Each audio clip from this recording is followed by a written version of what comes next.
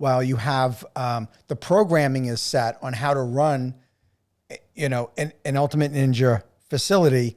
This is about running a business, right? So when it comes to like training and support, talk to me about what training and support looks like, even beyond doing the actual programming, because, Jesse, you referenced things about running a business. How much business training and support is there?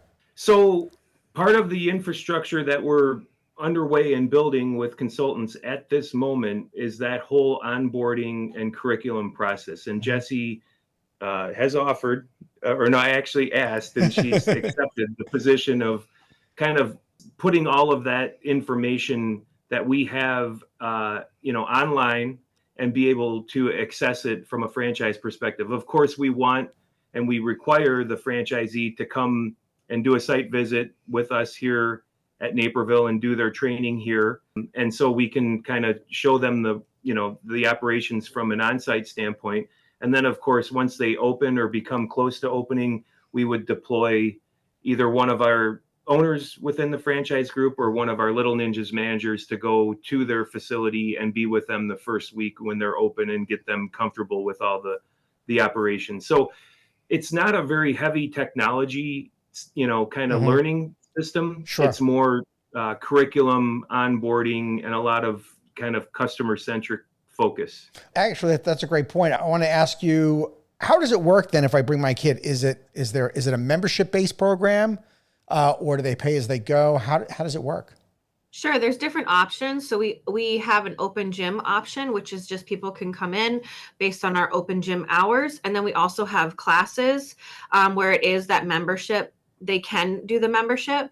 And it's usually, you get billed at the beginning of the month. They come to a class once a week. Sometimes we have some kids that come 2-3 times a week.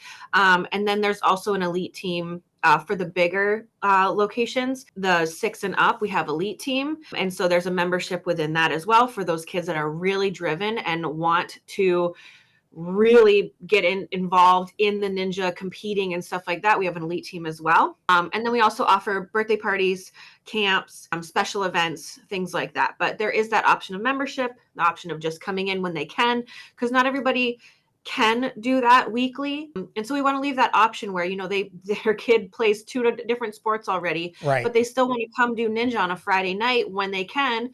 And so we have that option as well. So we try to leave it open so that way it's available to people and their schedules, and kind of where they are at.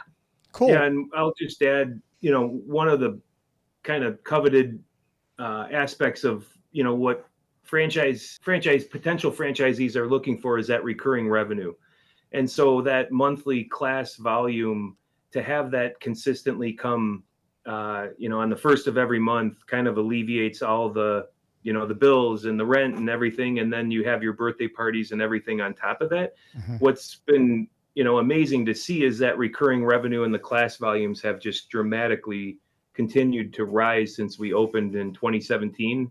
I mean, just last month, Jesse reached, your record numbers, and it's not like the last year has been it's been fantastic, but every month we're just growing in class volumes. And it's a lot of work to administer these classes, but with Jesse and Mike leading the curriculum and the onboarding, to develop a new course every week takes some time and some education. But once you get the hang of it, you're kind of on your way, and your general manager or yourself as the franchisee, will be working with you every week, because you have to keep the gym fresh. Sure. You can't have the gym be stagnant with obstacles and the same thing every week. Otherwise, kids would get bored. So every week, Jesse's working, with the franchisees, with herself, coming into the gym and designing a different curriculum, just to keep it fresh. Parties are, kind of like I said, the weekends, they're to celebrate and have a good time. But what happens with the parties is kids leave, and then the parents are at the front desk and they get their free class card and they come in and they try the free class. So it's kind of a cycle of parties and summer camps that turn into class participants. And it it just seems to always. Yeah, they want more. They're like, how can we get involved more? Like, what are your classes like and whatever. And we are super thankful here, but like we have a wait list for a lot of our classes because people are just so invested and they want to be here and then they stay. And so I get very few openings and more people wanting to come in. That's fantastic. I'm curious, if I was a potential franchisee, one of the questions I would have for you is like, what's the percentage breakdown of your customers between open versus membership versus classes versus parties? I'm trying to get a sense of the volume on what's making up the lion's share of people coming through the doors. Yeah, let's just break it down to a dollar. So I would say, and these vary a little bit here and there by gym, but we're looking probably at about 40% birthday party revenue, 40% class volumes. Wow. Okay, great. And the remaining being open play and summer camps. If I were to guess, most are hovering right around that 40-ish%. But the interesting thing is, as we started our, back in 2016, we were heavier on birthday parties. The birthday parties would be closer to 50 and classes would be closer to probably 40 or 30. And what we're seeing is that class volume grow up in significance with regards to the total percentage, which is amazing from a recurring revenue standpoint. Yeah, because it means they want to come back. They enjoyed it. They want to be here more than just one time for a birthday party. Right. And so it does fluctuate a tiny bit, in the summers.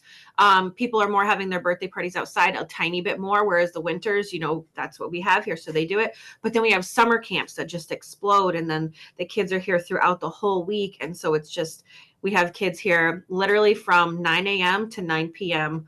almost, Monday through Friday. Yeah, it's a busy place. And again, the complex, which is rolling out now, will have obviously a very heavy class focus, a little bit less focus on birthday parties, but we will have birthday parties because the younger ones aren't going to be having a birthday party at 7:00 at night on a Saturday. So we'll, tend to have more programming during the day. Whereas if the sports complex has more programming, not only during the day, but heavy after school, we know that these younger kids, the young ones, are going to need activities. Their parents are going to want activities throughout the day. So if we look at that percentage from the academy standpoint, I would say it's going to be more probably heavier on the class side, which is great from a franchising perspective. I would argue probably 60% on the class side and 30% on the birthday party side and another 10% on open plays. We generally are going to steer away from camps on the academy side because parents tend to want to stay and the kids can't, at that age aren't able to stay and be active for more than an hour or two at the most. They peter out at that age. So camps aren't probably a very realistic possibility in the academies, but open play will be parent accompanied.